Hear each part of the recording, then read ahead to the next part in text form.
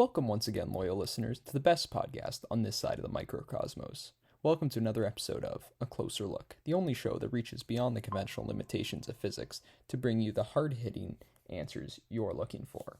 In this week's episode, we're going down, all the way down to the microbial level, to speak with an extremophile. Specifically, our guest this week is a tardigrade, one of the oldest and most resilient life forms on our planet.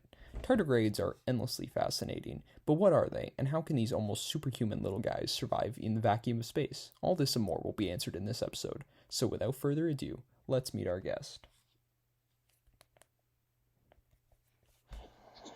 Hello, it's so nice to meet you. You are large yet shockingly fragile life forms. No offense, of course.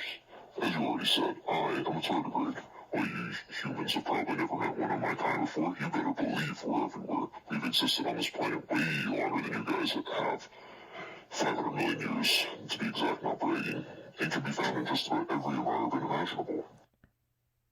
That's amazing. I was actually hoping you could tell us about some of those environments and what exactly makes you an extremophile. Well, let's just say I put the extreme in extremophile.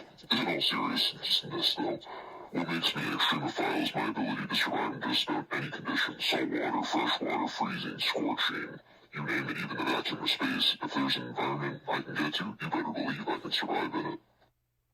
Wow, I can't imagine living in such conditions can be very comfortable. Do you actually prefer extreme conditions, or can you simply survive in them if you must?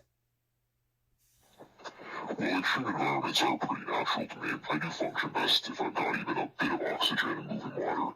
I'm fine if I have to go without them, but I usually have to put in a little bit more effort to survive that way.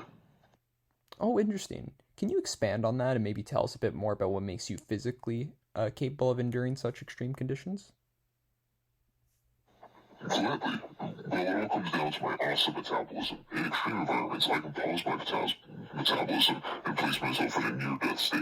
Don't worry though, I'm not actually dead. I'm just using a process called cryptobiosis to conserve what little energy I have. In cryptobiosis, I can go without any oxygen or water for years if I have to, and wait out just about any conditions.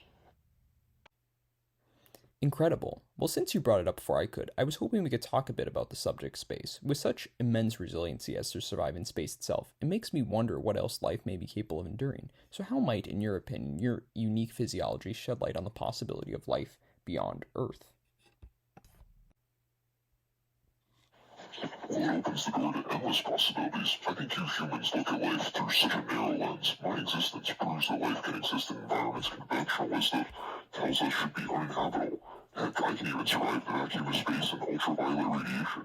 We shouldn't therefore discount the possibility of life in places beyond Earth simply because they don't fit our narrow model. Life is incredibly resilient and adaptable and can survive conditions we couldn't imagine. But hey, that's just one tardigrade's opinion. Wow, what an incredible insight. Just to be clear though, you're not an alien, right? Well, you can't rule anything out for sure, but probably not. As far as we know, any excursions I've made out into space have been purely scientific. And remember, we tardigrades have been on this planet much longer than you humans, and will probably be here long after you're gone with the way you guys are going. No offense again. So I'd say we're the true Earth dwellers here. Given our numbers and mastery of every environment, I bet if aliens did show up, they'd probably see Earth as the planet of the tardigrades, not humans. Wow, a fascinating perspective. Well, thank you very much. This has been fascinating. And I think we can all agree we've learned so much about tardigrades today. I can personally say I have acquired a newfound respect for this incredible species. Thank you to our special guests and to all you listeners. Until next time, this has been A Closer Look. Goodbye.